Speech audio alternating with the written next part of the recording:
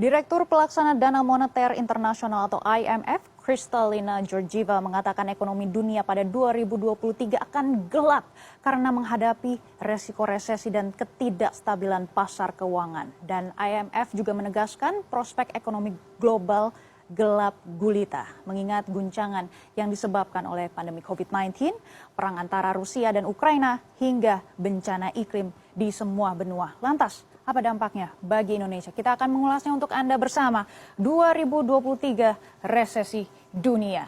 Dan mari kita lihat bersama, resesi ekonomi adalah momok bagi semua negara di dunia dan fenomena ini memengaruhi sektor pajak, investasi, bahkan kualitas hidup masyarakat. Dan perekonomian global belum sepenuhnya pulih dari dampak pandemi COVID-19. Seperti IMF, Bank Dunia, dan juga Presiden Joko Widodo juga mewanti-wanti adanya ancaman resesi. Dan Pak Jokowi juga menegaskan kembali mengenai resesi global tahun ini sulit dan tahun depan sekali lagi saya sampaikan akan gelap dan kita tidak tahu badai besarnya seperti apa, sekuat apa dan tidak bisa dikalkulasi. Nah, kalau misalnya kita melihat dalam situasi resesi, biasanya perusahaan akan melakukan efisiensi dan salah satunya melalui pengurangan beban gaji karyawan. Alhasil ini pengangguran meningkat akibat PHK. Dan seperti fresh graduate juga akan sulit mencari pekerjaan karena perusahaan berusaha memangkas karyawan. Dan kita akan melihat apa sebenarnya penyebab resesi global. Kita lihat kenaikan laju inflasi dunia ini meningkat, bukan hanya di Indonesia saja, kita bisa melihat kalau misalnya di negara maju seperti di Inggris, di Amerika Serikat, ini kenaikan laju inflasinya sangat-sangat tinggi, ini sudah mencapai rekor tertinggi. Dan untuk menekan laju inflasi, sebenarnya banyak sekali bank sentral di semua negara akan menaikkan suku bunga acuannya untuk menekan laju inflasinya. Dan kita tidak boleh lupa, apa sebenarnya perlambatan ekonomi? Ini sebenarnya pemicunya adalah COVID-19. Jangan bosan ya dengan COVID-19 ini karena banyak sekali dampak yang kita rasakan saat ini. Dan selain itu, kenaikan harga pangan dan juga energi, dampak perang Rusia. Dan ini adalah salah satu alasan utama resesi ekonomi global 2023 adalah perang Ukraina dan Rusia. Pasalnya kedua negara ini merupakan produsen utama komoditas dan juga energi dunia. Akibat perang ini harga komoditas terutama pangan dan juga energi melonjak tajam dengan cepat. Dan harga komoditas akan memengaruhi harga bahan baku di tingkat industri. Dan saat harga bahan baku makin mahal, harga jual ke konsumen, ke kita, semua akan ikut naik.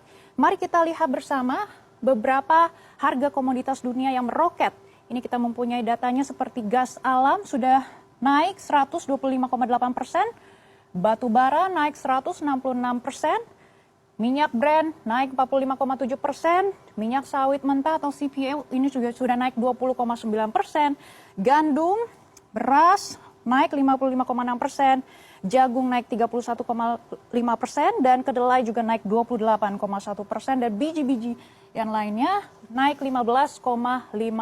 Kenaikan harga komoditas ini sebenarnya sangat mendorong inflasi dan kita juga melihat Indonesia sebagai negara komoditas ini sangat penting untuk menyoroti harga-harga komoditas. Dan bagaimana dengan proyeksi pertumbuhan ekonomi skenario resesi global? Kita lihat secara keseluruhan, ekonomi global di tahun 2022 ini diprediksi akan bertumbuh 2,8% dan di tahun 2023 ini sangat melihat angkanya ini kita semuanya deg-degan ya, soalnya ini sudah di bawah 1%, yakni 0,5% dan di tahun 2024 mencapai 2%. Ini kita semua lagi pilpres, ini juga sebenarnya akan menjadi sorotan utama kita semua bagaimana nanti presiden selanjutnya menangani ekonomi Indonesia. Dan kita melihat ekonomi negara maju, ini sudah terlihat ada minusnya di sini. Ini juga menjadi sorotan kita semua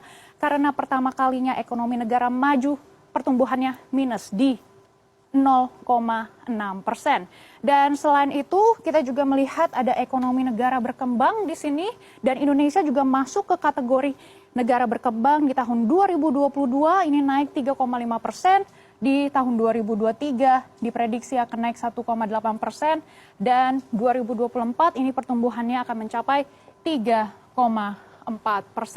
Dan Bank Dunia juga memprediksi seandainya resesi memang terjadi, dampaknya akan lebih dirasakan oleh negara maju ketimbang negara-negara berkembang seperti data yang kita lihat bersama ini. Dan selanjutnya tentunya kita harus lihat bagaimana Menteri Keuangan Republik Indonesia kita, Sri Mulyani, mengatakan atau mengeluarkan statement terkait dengan resesi global ini. Tantangan ekonomi bergeser dan juga semakin rumit. Dahulu didominasi karena pandemi dan sekarang adalah kenaikan harga, pengetatan moneter negara maju yang menyebabkan suku bunga naik dan perlambatan ekonomi ini. Dan resikonya juga harus kita waspadai bersama. Dan bagaimana solusinya? Kita lihat bersama. Ini adalah beberapa catatan dari Bank Dunia, IMF. Mereka sebenarnya mengeluarkan beberapa saran untuk pemerintah Republik Indonesia untuk menjaga pemulihan ekonomi tetap tumbuh dan daya beli masyarakat terjaga dan juga APBN dijaga tetap sehat dan kuat untuk menghadapi tantangan resesi global.